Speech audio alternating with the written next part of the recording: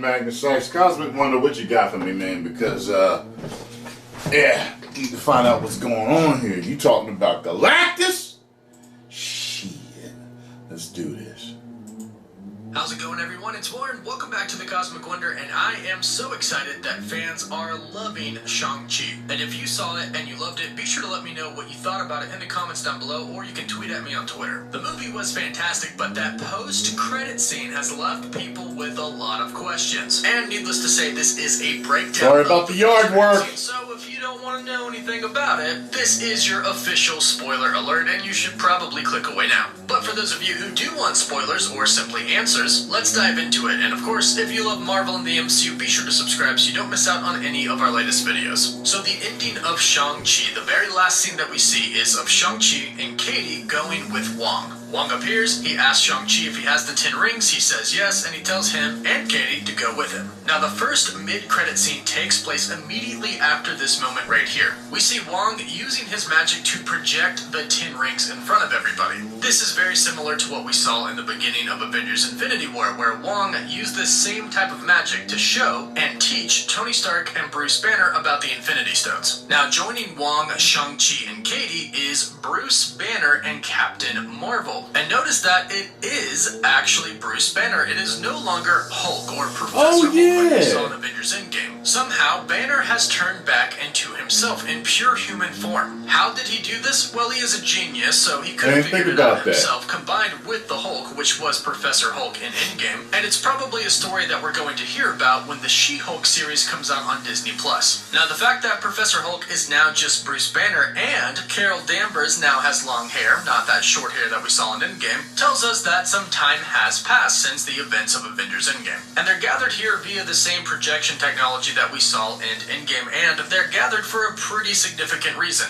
They are trying to figure out what exactly the 10 rings are and where they came from. Now, in the movie, they don't actually tell us how Wenwu got the rings, and this is very intentional because they're going to reveal this to us later down the line. They say that maybe he found them or took them from a tomb. But as it turns out, these rings are actually a lot older than Wenwu was. Shang-Chi says that his father had them for about 1,000 years, but then Bruce Banner says that they're older than that by a lot. And that line right there is really important, and I'll come back to that in just a second. So they're trying to figure out where they came from, what they're made out of, and Wong says they don't match anything in their codex. And this is huge because consider the knowledge that the ancient one had, consider the knowledge that Wong has. All of the books about other realms, about other parts of the universe. They even have knowledge and weapons of cosmic entities. In Doctor Strange, we saw the Staff of the Living Tribunal, a cosmic entity. So the fact that the rings don't match anything that Wong would have access to is big.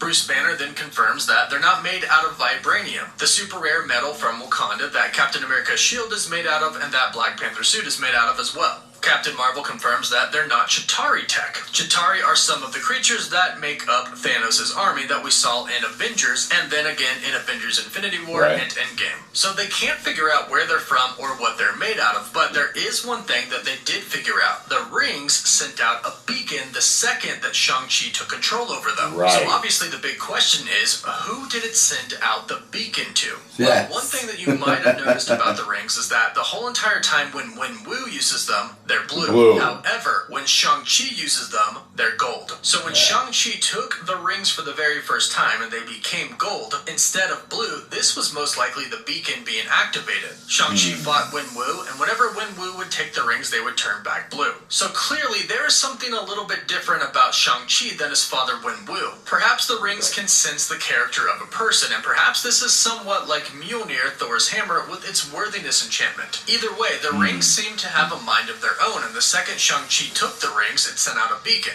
Now, colors actually play a pretty big significance in the MCU, especially when it's concerning the mystic, magical side of the MCU. The mystic arts and normal magic that Doctor Strange and the other sorcerers use are orange. The dark magic that is pulled from the dark realms are typically darker colors like the dark purple we saw Agatha Harkness use in WandaVision. And gold typically is cosmic energy. We haven't really seen this much, but we have seen it recently in the Eternals. In the trailers, we can see a lot lot of gold magic being used. But of course, to them, it's almost like science. It's kind of like what Thor said in the very first Thor movie. Where he's from, Asgard, magic and science are pretty much one and the same. So when we're talking about who made these rings, it looks like they could be coming from a cosmic entity. Now, in the comics, the rings are very, very different than what we saw in the movie. For starters, they are actual rings that go on your fingers, and each ring has a different ability. This is not like we saw in the movie. In the movie, they kind of all have the same ability. And in the comics, the rings are McLuhan tech, who are an alien species. Their spacecraft crashes into Earth one day, and then the Mandarin, the character that Wenwu is based off of, steals them from the crash site. Now, I don't think the McLuhans are going to be the actual creators of the rings in the MCU, but I do think the creators are coming from a distant part in space, specifically for two reasons. One is because of what Bruce Banner said. Bruce Banner said that they're older than 1,000 years by a lot. Now, we learned from the Eternals trailer that the Eternals have been on the planet for about 7,000 years, and we can assume that they were pretty much there during the beginning of the Earth's creation. So the rings could have been made well before actual people and civilizations were established on the planet. And since cosmic entities can live thousands and millions of years old, it's definitely possible that one of them created these. So how old they are and the fact that they seem to emit cosmic energy, at least when Shang-Chi is using them, really points to a cosmic being making them. And that wouldn't be the first time that we actually saw this happen in the MCU. Like I mentioned in Doctor Strange, we saw the Staff of the Living Tribunal. So weapons created by cosmic entities already exist within the MCU. And it seems very likely, especially since this sent off a beacon, that these were indeed created by some gigantic cosmic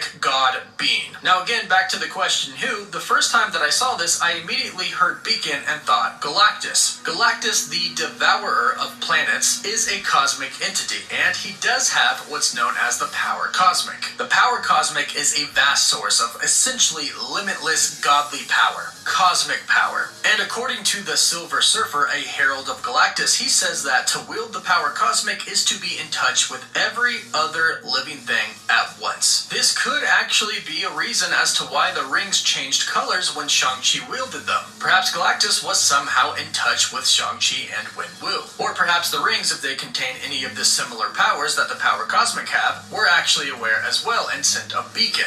In the comics, as most people know, Galactus has heralds, and their primary job is to go and scope out planets and energy for Galactus to come and devour. And when his heralds get to a planet that is suitable for Galactus, they send out a beacon, essentially. This beacon alerts Galactus, and it basically says, hey man, I found a good planet for you to munch on. And Galactus actually bestows part of the power cosmic on each of his heralds, and each herald kind of gets different abilities. For example, the Silver Surfer had his board. It is possible that the rings are a product of the power cosmic, and they were actually a weapon wielded by a herald of Galactus. If this was the case, it would still wield part of the power cosmic, which would send a beacon back to Galactus. So if this theory turns out to be correct, then the Avengers and essentially a lot of the universe has a big problem because Galactus is coming. But there is another option that I think might actually be more likely. Since Bruce Banner did say they predate 1,000 years by a lot, that could actually line up right with the Eternals being on the Earth for about 7,000 years. Now, the Eternals were created by the cosmic gods, the Celestials. And again, the Celestials and the Eternals all use cosmic energy. It is very clear that some weapons were formed by the Eternals and possibly by the Celestials. And it is also possible that some weapons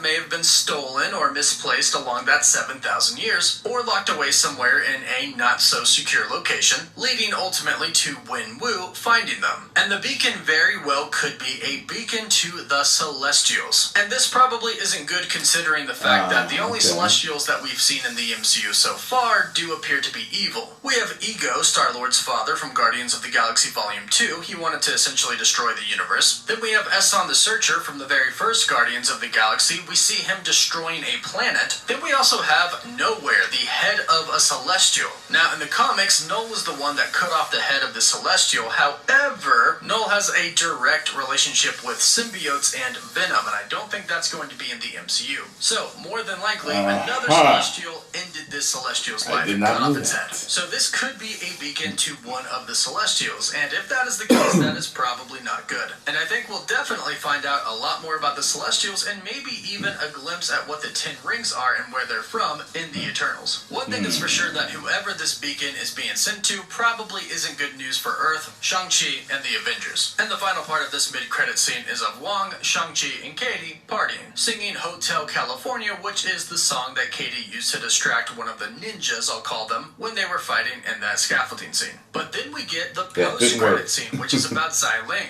Now, at the end of Shang-Chi, Shang-Chi says that his sister is dismantling what is left of the 10 rings. However, the post-credit scene shows us otherwise. His sister Xiling is actually now in charge of the 10 rings. And we can see 2 familiar faces beside her, John, which helped her run her little fight club in Macau, and Razor Fist, her father's right-hand man for a little while. Xiling says that they have a lot of work to do, and then the camera expands, and we see that she has actually expanded the 10 rings as well. She now not only has an army of males, but also females, and this of course is due to the fact that her father never let her, because she was a girl, train with the boys. But now the empire is hers, and she's going to do it her way. Now, will Xiling actually be very bad? We're not really sure at this point. I think it might be one of those things where she has to do bad to do good. Kind of like, yeah, I have to kill a bunch of people, but these people are kind of bad, so it's alright. However, it does seem like she's pretty bitter, having gone through what she's gone through in life, and it definitely seems like she does have some sort of an agenda, and this is also proven by the very last thing that says the 10 rings will return. And those are the 2 post-credit scenes for Shang-Chi. Be sure to let me know what you thought about Shang-Chi in the comments down below. And of course, for more Shang-Chi videos and Marvel videos, be sure to subscribe and hit that notification bell so you don't miss out on any of the latest videos. For live updates, you can follow me on Instagram or Twitter, and as always, thank you all so much for watching. Well, I'll tell you this. I'm going to have to just take your word for it, Cosmic Wonder, because I didn't read ever anything that had much to do with Galactus. I've always thought he always looked stupid, that big-ass hat. To me, he was dumb. So, you know, like a lot of characters I didn't care about for a while, you know what I mean, until Marvel brought them out and did justice with them in the movies. They just didn't appeal to me. Silver Surfer didn't appeal to me. Thor, Ant-Man, Iron Man, War Machine, Black Widow, Hawkeye. There's a lot of characters I just didn't care about, man. Thanos. I was just a Spider-Man, Wolverine guy growing up, you know. I was a kid. Todd McFarlane, his artwork got me collecting The Amazing Spider-Man, then on to Spider-Man, and the only other things I saw were stuff that Rob Liefeld did, because he took over at certain points with Spider-Man, and I liked him. Let's see, New Mutants, I collected. There's a few, you know what I mean, but wasn't a lot of stuff, man. So I learned a lot from watching videos like this and the speculation going on with certain things. So a lot of people were speculating that Galactus was going to be next after Thanos, so that may possibly be it. So, you know, some people are saying maybe it's Mephisto. I don't know. That rhyme don't even play the game bars. So, post comments down below. Let me know what you think, though. Alright? And if you enjoyed my reaction, make sure you subscribe to Cosmic Wonder. Alright? And make sure you hit that new thanks button, the like button, subscribe, and share. 10 million subscribers. Woo!